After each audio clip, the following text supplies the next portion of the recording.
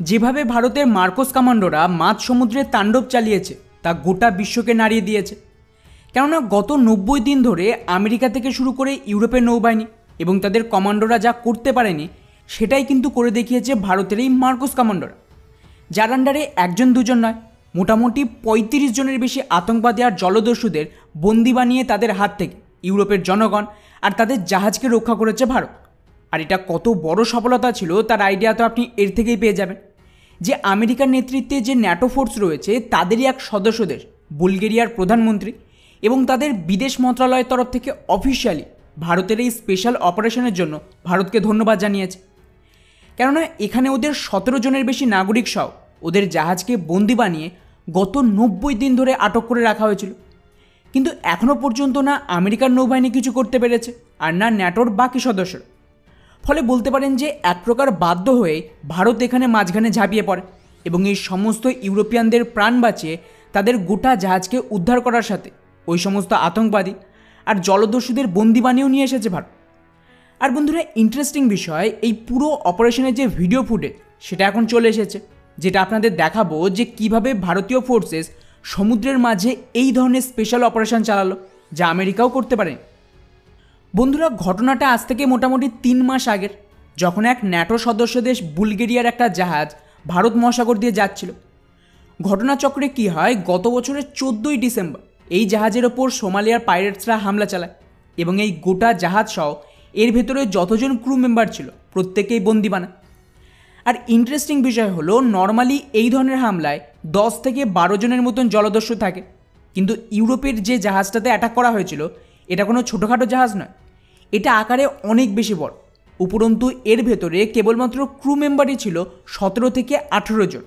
ফলে বুঝতেই পারছেন যে এত বড় জাহাজকে দখল করা খুব একটা সহজ তো নয়।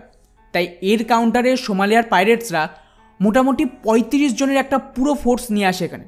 তারপর এদের তরফ থেকে চারিদিক থেকে জাহাজে অ্যাটাক করে এবং গত বছর ডিসেম্বর মাস থেকে এই জাহাজটিকে বন্দি বানিয়ে রেখে দিয়েছে।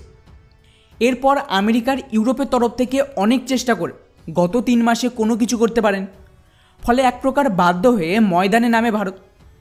ভারতের তরফ থেকে আমাদের নৌবাহিনীর যে আইএনএস কলকাতা তাকে পাঠানো হয় এই জাহাজ খোঁজার জন্য এবং আজ থেকে মোটামুটি দিন 3 আগে 15 তারিখ নাগাদ ইউরোপের এই জাহাজকে ইন্টারসেপ্ট করে ভারতের এই যুদ্ধজাহাজ। এরপর কিন্তু অ্যাকচুয়াল অ্যাকশন শুরু হয়।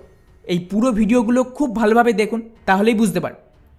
জাহাজটিকে খোঁজার পর আমাদের নৌবাহিনীর একটা ড্রোন অথবা হেলিকপ্টারের সাহায্যে ওখানে পৌঁছানোর চেষ্টা করা হয়, কিন্তু যেমনটা আপনারা স্ক্রিনেও দেখতে পাচ্ছেন যে ভারতের এয়ারক্রাফট কাছে যেতে ওদিক থেকে ওই জলদস্যুরা পাল্টা এর ওপর ফায়ারিং শুরু করে দেয়।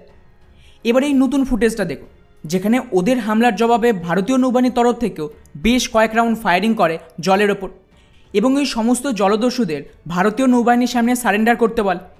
কিন্তু ওরা কি করে, পাল্টা জাহাজে থাকা ক্রু মেম্বারদের সামনে নিয়ে এসে হিউম্যান শিল্ডের মতন ব্যবহার করে, যাতে ভারত যদি হামলা করে তাহলে ওদের হাতে বন্দি থাকা এই সমস্ত সাধারণ মানুষ মারা পড়বে। ফলে এক প্রকার বাধ্য হয়ে ভারতীয় নৌবাহিনী কিছুটা পিছিয়ে আসে।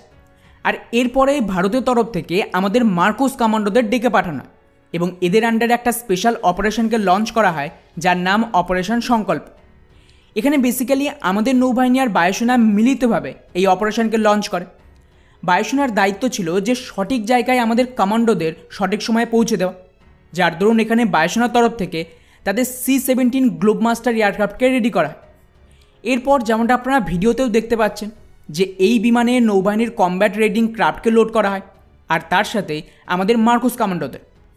এরপর মোটামুটি 10 ঘন্টা পর ভারত থেকে 2600 কিলোমিটার দূরে এই বিমান যাওয়ার পর এইভাবে সমস্ত বোট আর কমান্ডোদের এয়ার ড্রপ করা হয়। এখানে আপনারা খুব স্পষ্টভাবে দেখতে পাবেন যে ভারতীয় বিমান থেকে কিভাবে এই কমান্ডোরা প্যারাসুটের সাহায্যে নামছে, আর স্বাভাবিকভাবে জলে নামা মাত্রই ভারতীয় কমান্ডোরা নিজেদের অপারেশন চালু করে দেয়। এরপর মাত্র কয়েক ঘন্টার মধ্যেই এই সমস্ত জলদস্যুদের বাধ্য করা হয় ভারতের সামনে সারেন্ডার করার জন্য। এই ভিডিওটা দেখুন যে এটা কীভাবে মার্কোস কমান্ডোদের পায়ের কাছে পড়ে রয়েছে। এখানে বলা হচ্ছে যে 35 জনের বেশি জলদস্যু রয়েছে আর প্রত্যেকেই গ্রেপ্তার করেছে ভারত।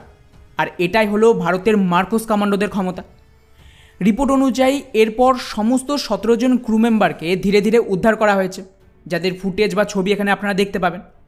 আর এটাকে নিয়েই কিন্তু বুলগেরিয়ার প্রাইম মিনিস্টারের তরফ থেকে টুইট করে ভারতকে ধন্যবাদও জানানো হয়েছে এবং পুরো ব্রিফিং দিয়েছে যে কীভাবে এই অপারেশনের দরুন ভারতীয় কমান্ডোরা ওদের নাগরিক আর জাহাজকে রক্ষা করেছে।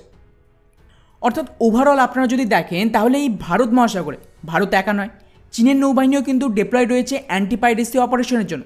কিন্তু যখন থেকে এই ধরনের অ্যাটাক শুরু হয়েছে একবারও আপনারা চাইনিজ নৌবাহিনীকে খুঁজে পাবেন না, অথবা ওদের নামও শোনেননি যে ওরা কোনো জাহাজকে বাঁচিয়েছে। অথচ লাগাতার একের পর এক জাহাজকে কখনো ড্রোন অ্যাটাক, কখনো জলদস্যুদের হামলা থেকে বাঁচিয়ে ফিরিয়ে আনছে ভারত। আর শুধু তাই নয়, এই পুরো এরিয়ায় আমেরিকার ইউরোপের নৌবাহিনীও রয়েছে, কিন্তু শুরুর দিকে ওরা কেবলমাত্র কয়েকটা মিশন চালিয়েছিল, তা আবার আমেরিকার নিজস্ব শিপের জন্য। তারপর থেকে ওদেরও পাত্তা পাওয়া যাচ্ছে না। জিবুতিতে তো আবার চাইনিজ মিলিটারির নিজস্ব বেস রয়েছে, তাও চীন এখান থেকে পালিয়েছে। অর্থাৎ ধীরে ধীরে ভারত কিন্তু এভাবে ভারত মহাসাগরের নেট সিকিউরিটি প্রোভাইডার হয়ে উঠেছে এবং গোটা বিশ্ব আজকের দিনে ভারতের ওপর ব্যাপকভাবে নির্ভর রয়েছে এই পুরো ভারত মহাসাগর রিজিয়নের প্রোটেকশনের জন্য। বাকি ভারতের এই স্পেশাল অপারেশন নিয়ে আপনাদের কি মনে হয় নিচে অবশ্যই কমেন্ট করে জানাবেন। জয় হিন্দ।